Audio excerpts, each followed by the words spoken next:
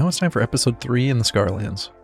They need to make sure there's enough armor and psychite tea to allow Jet to join them in defense of the colony. She's a great soldier and will make a wonderful addition. Just as Mann had hoped, Jet was willing to share all that she knew about the surrounding region and the pirate factions that infested the area. She spoke all about their leadership and their general tactics.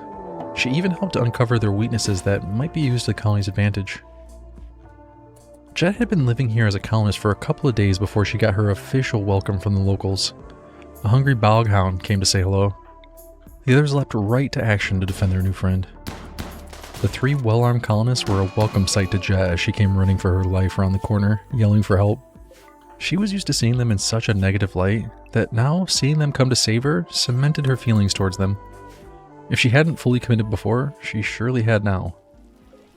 It looks like Bogger and Bogthing had a few puppies that are now roaming around the colony. Voss has decided to give them their own names. The first one, he decided to call Bogling, and the second one, he started to call Bogpup. These are names that he has so far not shared with the other colonists. They don't seem to call the Boghounds by any names at all other than Boghounds. As of yet, Jet still doesn't have a place to sleep. They're going to need to fix that as soon as possible. Herman even floated the idea of her sleeping in her old room, but that was quite the unsettling idea for her. She decided she'd rather sleep on the floor of the hospital until they could arrange a more permanent accommodation.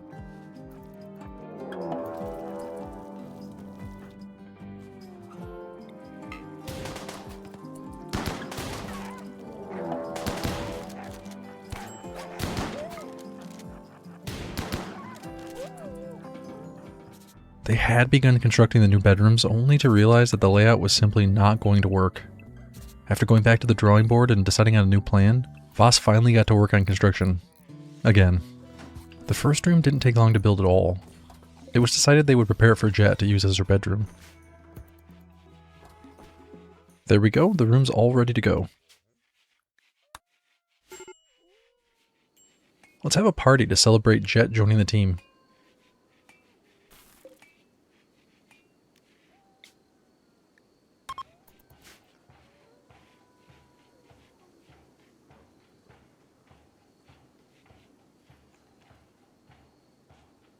They've come quite a ways already, but they sure do have a long way until they hit their goal.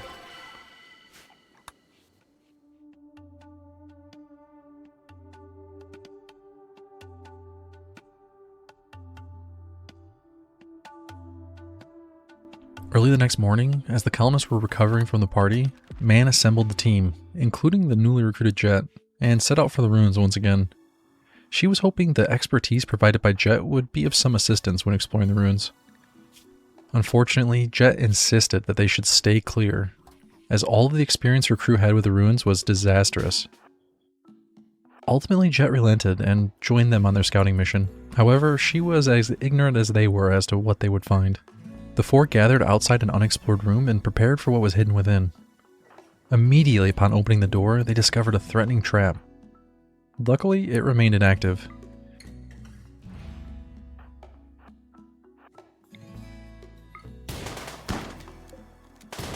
They decided to clear a path to disarm it without triggering it. Unfortunately, the damage to the nearby structure caused the trap to activate immediately and moved directly towards them. Luckily for them, the device was non-lethal, but it still inflicted damage to 3 of them before shutting down. With minor scrapes and bruises, the 4 decided to return home to recover. Better not push it too far in one day.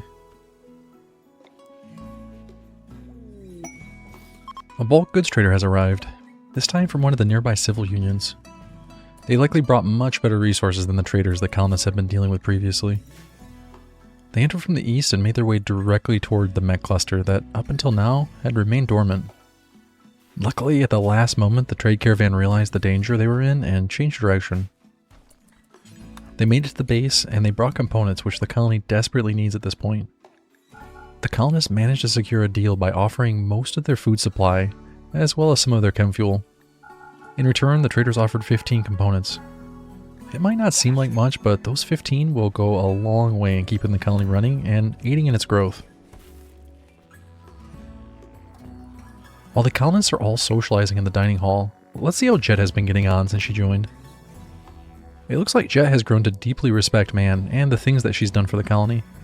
She's even beginning to become friends with Herman and Wilson. It's unsurprising that she doesn't feel very warmly towards Voss or English. Those two have been difficult to get along with for everyone.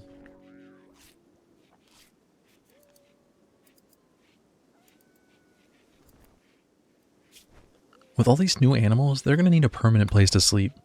And they need somewhere safe for the pups to live until they grow large enough to protect themselves.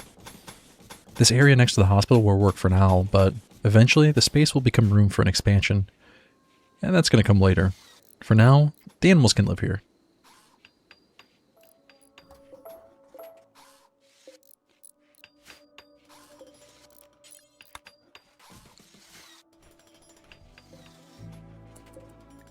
Alright, there we go.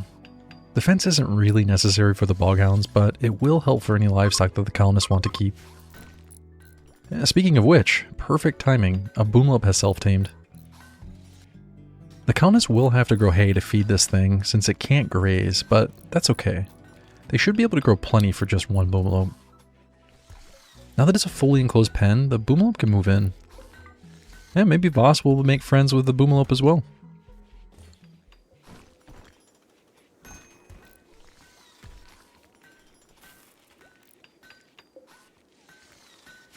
Now the outer wall to the new rooms is all finished.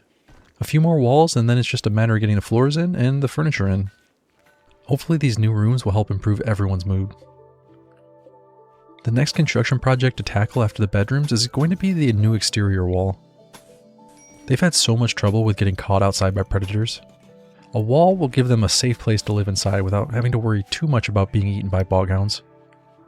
It needs to be large enough to give them plenty of room to expand, but it can't be too big that it takes too long to build. Ideally, the colonists can use the existing ruins as a starting point for the wall. That's going to save them a lot of time and resources. Even still, this project's going to be fairly extensive, so they're going to have to ramp up production on stone if they hope to finish it anytime soon. One of the other things the colonists are going to have to worry about is feeding all the animals that are already accumulating. The best option is going to be just to feed hay to the grazing livestock, and all the other animals can get kibble.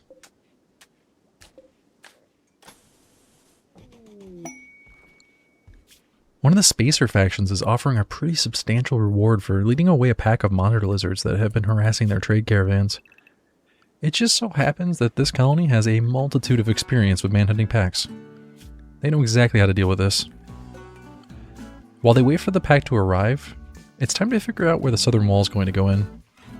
It needs to protect at least a little bit of this arable soil. Most of it is stony soil and it isn't that fertile, but the colonists are going to want at least enough space to grow hay to feed the animals.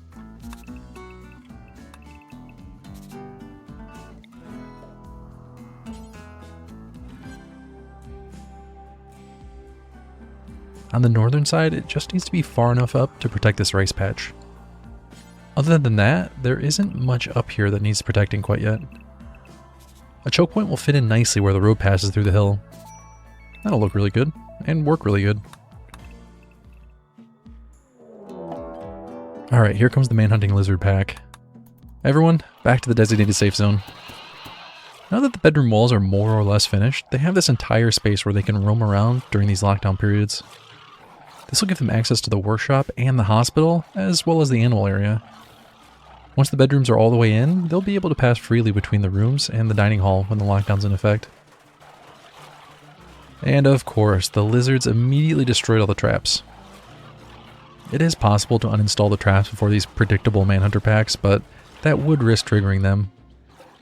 And it's not worth saving a bit of stone for the chance of seriously harming the colonists. Let's take a quick peek at what they've been chatting about while on lockdown. It's always interesting to see what Voss has to say when he essentially despises everyone around him. He's been talking about fighting pirates with Wilson. Interesting. Hopefully he wasn't speaking loud enough for Jet to overhear, or things might get a bit awkward. Not that Voss would really care. Later on, Jet chatted about dinner with Voss, so she must have not heard that conversation. Herman and English also chatted about pirates. It must be on everyone's mind after the conflict between Jet's old crew and the colony.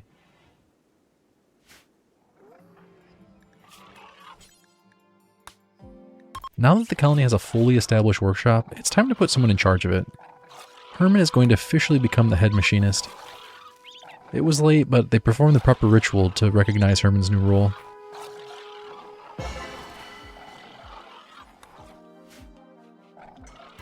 Herman has already begun work on a new project. She must have felt inspired by her recent promotion. This is going to be a new assault rifle for the defense team. They're still using extremely basic firearms, so this is going to be a pretty big improvement for them. Ideally, everyone except Wilson is going to end up with an assault rifle, and Wilson can stay with a chain shotgun. The first assault rifle ended up being a masterwork. That is perfect. As leader of the defense and of the colony, Mann can be the first person to upgrade her firearm. That should make her quite a bit more powerful in combat. Later that night, well after the lizards had dispersed, a cargo pod crashed through the atmosphere and landed just outside the outpost. It was the reward they were promised for distracting those lizards. A shiny new shock lance. That's going to be extremely useful. They might use it to break a siege, or perhaps they'll use it to secure a new recruit. Only time will tell.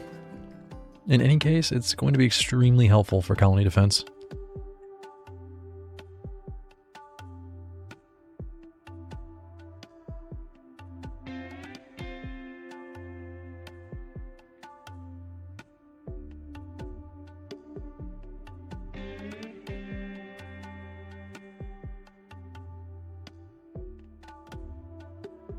The plans have already been laid for the new exterior wall, but they haven't actually set to work yet. Unable to sleep, Voss instead went out to begin working on the wall while everyone else was fast asleep. Looks like after building only a small section of the wall, he got a bit sidetracked with trap making. Well, at least he's being productive. Oh, this is certainly a twist. Wilson has attempted to romance Mann by complimenting her voice. It worked, and they're lovers again. Sometimes all it takes is a few kind words and a relationship is instantly mended. Let's get them a bed in one of these newly constructed bedrooms. Ideally, we do need to try to avoid them having a child so that Mann isn't removed from colony defense for the duration of the pregnancy. Maybe once there are more colonists and things have settled down, then they can try for a child. Assuming they're still together at that point. Another party, all while Herman is trying to sleep. It looks like English is finally getting along with everyone in the colony, all except for Voss. That is to be expected. She's friends with Mann, Herman, Jet, and Wilson. It's a bit interesting that she has a daughter and a grandson somewhere out there. Are they still on the glitter world that English left behind, or did they follow her here? Perhaps these questions will be answered in time.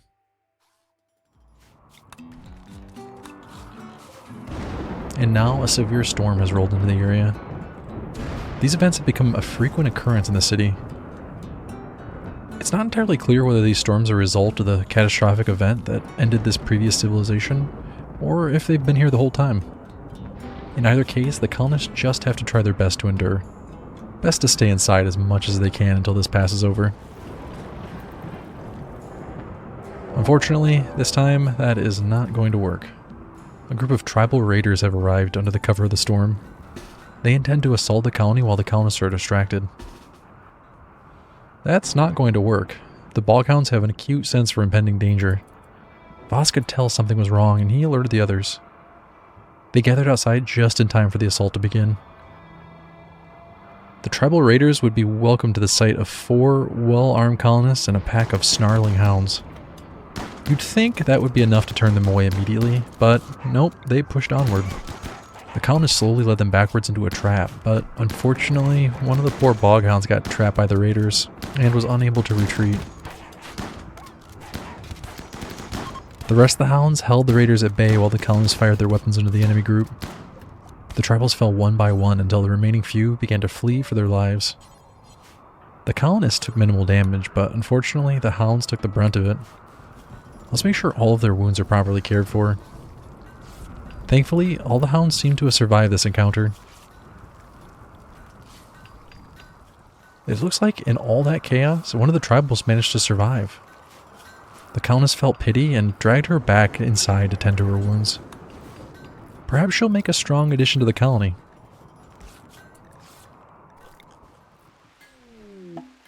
Not long after the raid ended, a message came in requesting safe harbor for a fleeing traveler.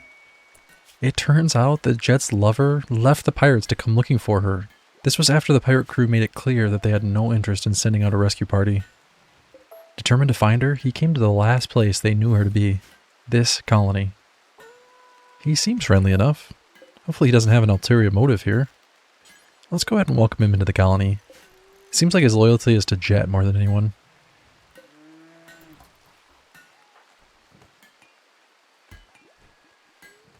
Meanwhile, Herman has been hard at work creating more weaponry for the colony. This time she's topped herself by creating a legendary assault rifle. It bears an illustration of a hamlet. The subjects are in front of an artist. The work seems to represent intimacy. The hamlet part makes sense given the weapon being used in defense of the colony, but the rest of it seems a bit strange to find on an assault rifle. Oh well, fantastic weapon. Let's get it on Mann.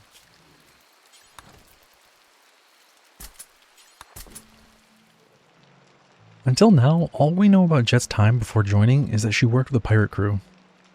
Now that a piece of her former life has sprung back up, let's take a closer look at her background. She was left for dead at a young age, only to be rescued by an old man who ran an RimWorld junkyard. Unfortunately, she was forced by him to do dangerous and demanding work. She did become familiar with machines, but we can see the toll of being abused at such a young age took upon her. As an adult, she became obsessed with interstellar travel, as it offered an escape from the life that she had lived in her childhood. She left the old man to join a military academy, hoping one day to become a pilot. She was trained in advanced combat and survival skills. While she did excel in her studies, Jet was a loner and never cared about her crewmates. It's clear that her life as an officer never panned out. She left the academy only to get caught up with a crew of lowlifes that took advantage of her in the exact same way the old man did. It's much clearer now why she was so slow to learn to trust the colonists. Hopefully she finds a better life here than what she knew before. Well, it looks like the Boghounds have been having as difficult of a life here as the colonists. Now a plague has spread throughout the group. It doesn't seem to be affecting the colonists, but it has hit the Boghounds quite hard. They are hardy creatures, and they should bounce back from this right away. We can keep an eye on the plague, and if it gets too far progressed, we can use some medicine, but for now, their immune system should be enough on its own.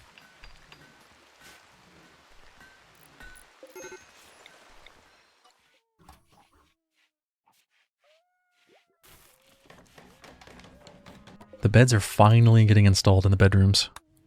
That new double bed can be used by Mann and Wilson.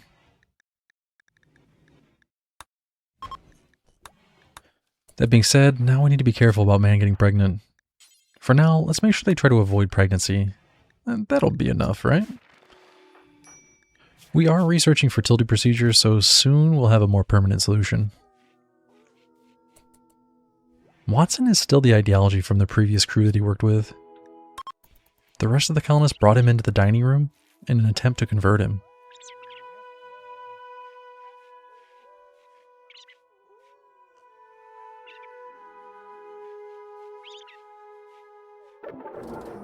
Once again, their attempts to convert as a group have failed utterly. They seem to have much better success by privately converting slowly over time. This group effort strategy has not been paying off. The colonists seem to have also realized this and decided to put Watson through the same initiation process that Jet went through. It worked for her, it should work for him. And it should go quite a bit faster this time since he's already a member of the colony. Meanwhile, they've been actively recruiting the tribal member that they rescued in one of those previous raids. She has an interest in melee, so perhaps she can get a set of armor and be used as a melee specialist. Once she joins, of course.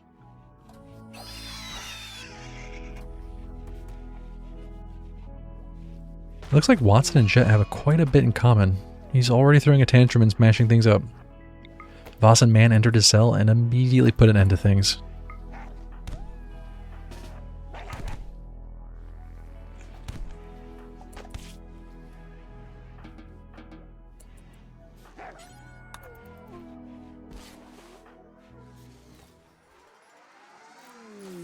Just when they all got over the last plague, another one has already set in. Why are the Boghounds suddenly coming down with the plague repeatedly?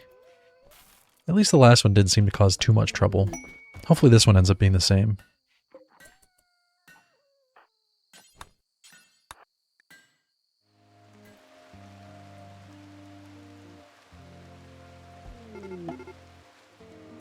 Well, this is rather unfortunate. English has a son-in-law and he just crashed outside the colony. Not only are the colonists completely unaware that he's over there, even if they were, there's no way they'd be able to sneak past the mechs to save him. The only thing stopping the mechs from killing him immediately is the fact that he's unconscious and they don't currently see him as a threat. There's absolutely no way for him to make it out of this outside of a full assault against the mechs, and that is not possible at this very moment in time. Why did he crash land here of all places? It seemed like an awfully strange coincidence that English's son-in-law would suddenly land so close to the colony. Was he looking for her? What other explanation could there be? The colonists may end up finding his body, but they'll never know what brought him here. Now that the mechs are awake, the colonists need to make sure they steer far clear from the firing range of the turrets. Taking a stray shot from a turret is a horrible way to die. If they do suddenly go down in range of one of the turrets, it makes it all the more difficult to rescue them. Better off just staying as far away as possible. It looks like the boghounds are already recovering from the plague. Again. They don't seem to have too much trouble getting over illnesses like these. It turns out during all that, one of the boghounds even became pregnant. More pups will be coming soon. The colonists are going to have to figure out what to do with all these extra mouths to feed. They don't have access to enough food to feed too many of them, so there might be some difficult decisions in the near future. Herman has been hard at work as always, spending most of her time in the workshop, tinkering around with new weapons. Her latest creation is another masterwork assault rifle. Let's give this one to Voss.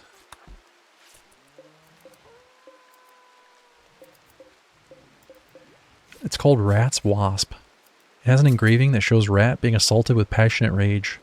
The boghound seems satisfied. The style is geometric with unoriginal elements. This refers to the wounding of Rat by the boghound on 14th of April May. Wow, this is an absolutely perfect weapon for Voss. He must be honored to have such a personalized weapon created for him by Herman. Mann and Wilson have only been back together for a short while, but they've already decided that they're going to get married. Well, it's unclear how much time anyone has in this place, so you've got to seize the initiative while you can. At least they seem committed to each other after the first misstep. It makes you wonder if they decided to forget about the reasons they split in the first place, or if those problems still persist at all. Well, in any case, they've decided to commit to one another. Maybe if everything works out, Mann can retire from commanding from the front, and her and Wilson can have children. In the meantime, Mann is going to need an IUD to make sure she can avoid getting pregnant for the time being.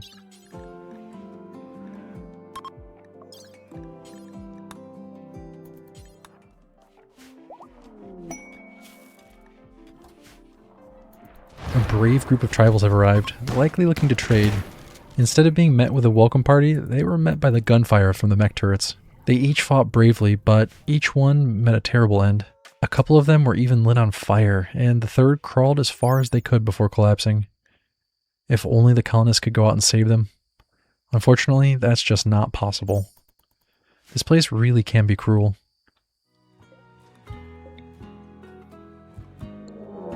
Looks like the mech cluster was just the vanguard.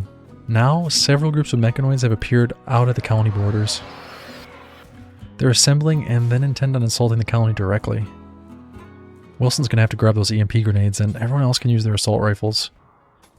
At least the boghound should be incredibly useful in locking down the longer range mechs. The mechs are going to be forced to approach to the only hole left in the wall to the east. They'll have to pass right by the mech cluster. Luckily, those mechs won't get any ideas to join the attack. Otherwise, that would be pretty awful.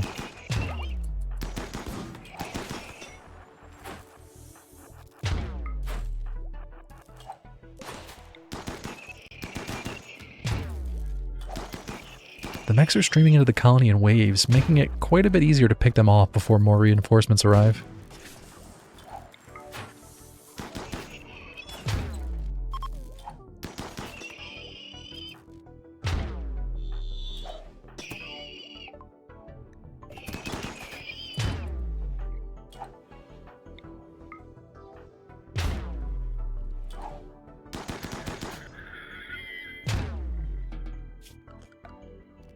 The first two groups are down. Now there's just a couple of pikemen left in the back that are making their way in.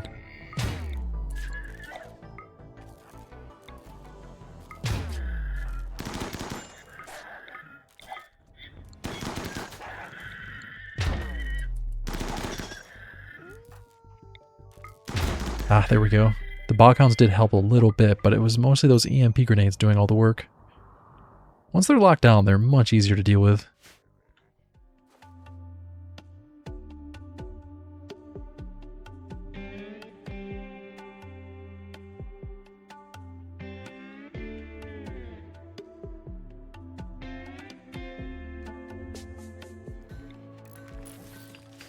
Now that they're soon going to have a colonist dedicated to melee, they're going to need armor and a weapon for her.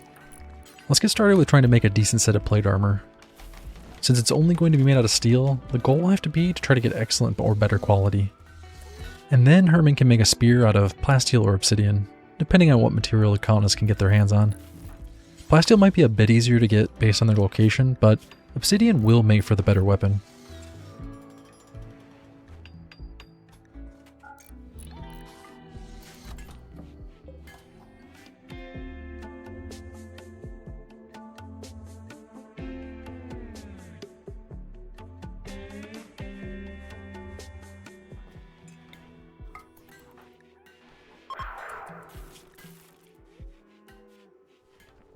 Luckily, Watson has very quickly gone through the conversion process. He wasn't quite as stubborn as his partner. Maybe he was more inclined to believe whatever they told him, as long as it meant he got to stick around the same place that Jet was living now. Or maybe they made a very convincing argument. It's hard to say. In either case, Watson is converted, and now he can return to being a free colonist.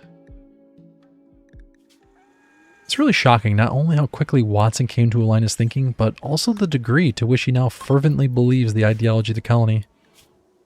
Since his conversion, he's been going out of his way to make sure everyone stays in line. Mann noticed this and decided to designate him as the official czar of ideology. They gathered in the dining hall so that Mann could say a few words and remind everyone to listen to Watson when it came to proper etiquette and behavior. The other colonists were rather uneasy about this, given that he had only recently joined, and even more recently came to this belief. Even still, Mann was confident he would serve well in this role. The rest of the colonists reluctantly agreed and played along, for now. The last question that remains is, who's his loyalty stronger toward, Jet or the colony?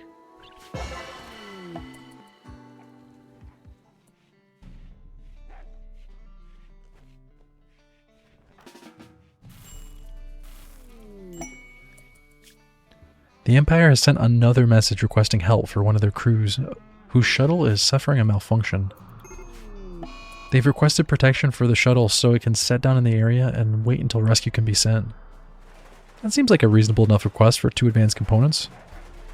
The colonists responded to the message agreeing to their terms. Unfortunately for everyone involved, the colonists failed to inform the Empire that a massive group of Scaria-ridden boghounds had recently arrived and was harassing the colony. Just a minor oversight. A group of pirates arrived and attacked before the colonists could send a response. The Imperial sent the pirates fleeing, but not before most of them were cut down in the chaos. The Empire is not going to be happy about this one. The colonists will not be getting those advanced components, but at least they can tear the ship down and use the spare parts. Interestingly enough, the boghounds seem completely uninterested in the entire affair. It's only after the fact that the boghounds were drawn to the remains. It brought them close enough to the mech cluster, and it looks like now the mechs might clear out the boghound problem.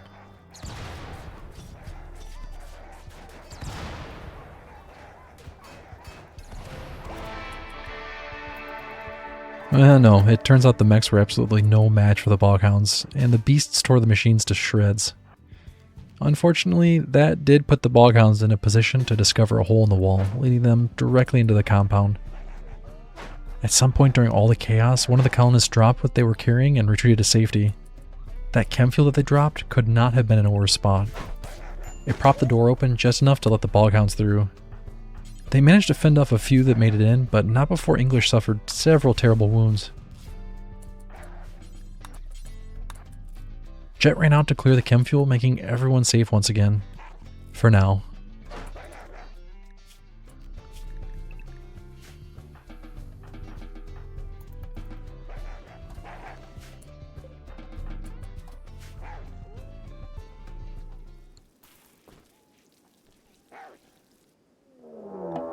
Well, now the boghounds have cleared out and the mechs have been dealt with, but unfortunately another problem has arrived. Raiders coming to take advantage of the colony's weakened position.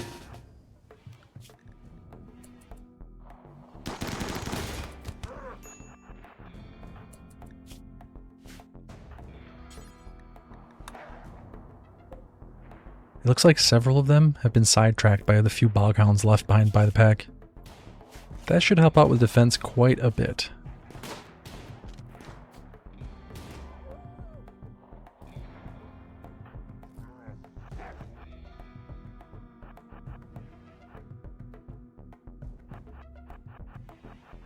The pirates failed to organize their attack, and because of this they trickled in one or two at a time, making it quite easy for the colonists to pick them off without much trouble.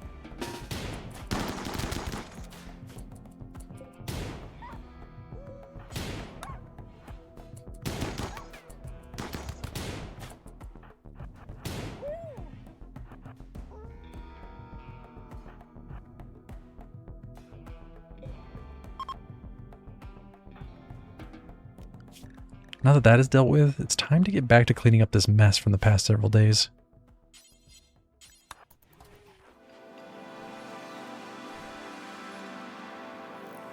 All the colonists were cleaning up when Watson found one of the few remaining boghounds. He started running for his life, but tragically, none of the other colonists noticed the trouble he was in. He ran all the way down to a cluster of ruins, hoping to hide from the beast, but it only served to trap him in a dead end, with the hound close behind. Cornered, Watson fought back, somehow beating the boghound unconscious, narrowly saving his own life. That could have easily ended with Watson dying in the ruins, and the colonists wondering where he went off to. Voss is not a great human being, but it's easy to feel pity for him when it comes to his prized boghounds. Mann has become concerned that there are far too many of them to feed. Voss disagrees, but after Mann ordered him to deal with it, he was left with little choice. He could either release them into the wild or euthanize them. Not wanting them to become the wild beasts that they would one day feel compelled to hunt, he decided to give them a quick and merciful death. It saddened him greatly, but he followed the orders, believing deep down that this was ultimately a better option for them than turning into wild beasts or starving to death. Still, poor Voss. Poor boghound pups. At least he still has most of the pack still alive. Well, the surprises keep piling up. Wilson and Mann have decided to finalize their marriage. The colonists have gathered in the dining hall to celebrate. The unlikely pair managed to come back from their first failed relationship to make it work a second time, at least so far. Is this a romantic redemption, or just the prelude to another catastrophic ending? It is difficult to say, but for now, everyone is just feeling elated and joyful, celebrating the occasion. Even the boghounds are joining in on the party.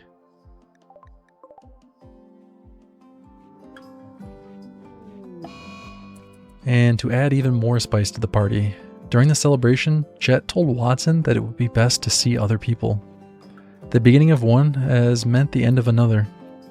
Watson came all the way here to be with her, only to be rejected in the end. Perhaps a better perspective is that Jet's experience has changed her, that freedom has altered the way she views the world, and this new way of life has allowed her to grow and change, which is in and of itself a beautiful thing. It is a shame to see someone get hurt from it, but perhaps now Watson can also grow and change and find something new. He is welcome to stay here as long as he wants, but the thing tying him here has broken. So time will tell whether he decides to remain. Perhaps his loyalty to the colony is now strong enough on its own, and his newfound ideology will be enough to cling to in this troubling time. If you enjoyed this episode, please give it a thumbs up. Make sure you subscribe to the channel for updates on all future videos. For those of you who made it all the way to the end, please consider checking out my Patreon to help support the creation of more videos like this one. You'll find the link in the description below. Thanks for watching, and see you for the next one.